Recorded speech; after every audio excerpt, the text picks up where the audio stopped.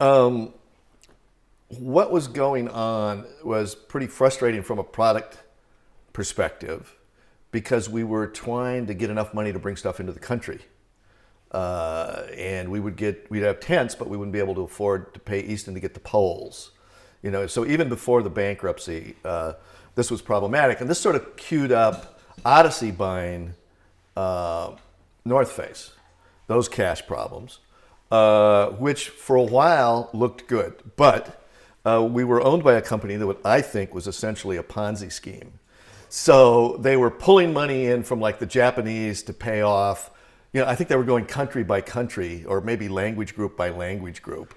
And they would suck a bunch of money in and use it to pay off the people that were after them from the previous group. And eventually they exploded. And I believe in such a way that they went bankrupt bad enough that there were warrants out for people's arrests in the People's Republic, right?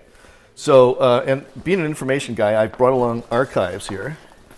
So I preserved a fax from Angela So, who was our contact person at Odyssey in Hong Kong, to Paul Kramer.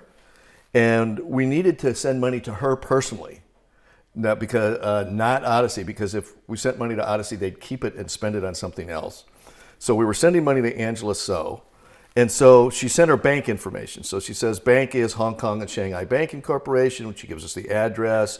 She gives us a routing number. She gives her name. All the Angelas and whatever. Everybody had an English name to make it easy for us. But her real name was So Lai Chun.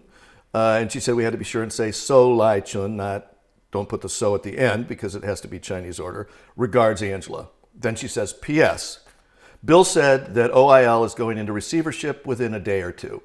This is how we found out the company that owned us was going into bankruptcy. Nobody else told us.